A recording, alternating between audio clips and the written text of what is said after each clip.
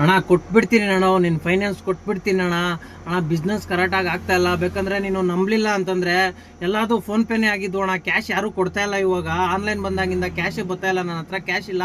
ಬೇಕಾದ್ರೆ ಜೋಬಲ್ಲಿ ನೋಡ್ಕೋಣ, ₹1 ಇಲ್ಲ, ₹1 ಇಲ್ಲ ಅಣ್ಣ. ಬೇಕಂದ್ರೆ ನೀನು ನಂಬಲಿಲ್ಲ ಅಂತಂದರೆ ನಾನು ತೋರಿಸ್ತೀನಿ ಇರೋಣ. ನಾನು ಬ್ಯಾಲೆನ್ಸ್ ತೋರಿಸ್ತೀನಿ, ನೋಡ್ಕೋಣ.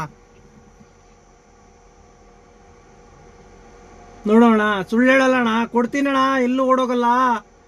ನೋಡೋಣ, ₹458 ಐತೆ ಅಣ್ಣ. ನೋಡೋಣ, ಈ ಬ್ಯಾಂಕಲ್ಲಿ ನೋಡೋಣ. ಬ್ಯಾಂಕ್ಗಳು ಬೇಜಾನ್ ಮಡಗಿದ್ದೀನಿ ಅಣ್ಣ. ಬೇಜಾನ್ ಮಡಗಿ ಏನು ಪ್ರಯೋಜನ ಅಣ್ಣ? ರೊಕ್ಕ ಇಲ್ಲ ಇದರಲ್ಲಿ. ನೋಡೋಣ, ಇದರಲ್ಲಿ ₹0.34 ಇದೆ. ಇನ್ನೊಂದು ಬ್ಯಾಂಕಲ್ಲಿ ತೋರಿಸ್ತೀನಿ ಅಣ್ಣ. ಇದರಲ್ಲಿ ಮಿನಿಮಮ್ 10,000 ಮೇಂಟೈನ್ ಮಾಡಬೇಕು ಅಣ್ಣ. ಮಾಡಲಿಲ್ಲ ಅಂದರೆ ಅಮೌಂಟ್ ಕಟ್ ಮಾಡ್ತಾರಣ್ಣ. ನೋಡ್ಕೋಣ, ಇದರಲ್ಲೂ 0. ಆ ಪೇಟಿಎಮ್ ಕೆಳಗಡೆ ಐತಲ್ಲ, ಅದರಲ್ಲಿ ಪೇಟಿಎಮ್ ವರ್ಕ್ ಆಗಲ್ಲ. ಇದ್ಯಾವುದೋ ಡ್ಯೂಟಿ ಬಿತ್ತಣ್ಣ, ಇರೋಣ.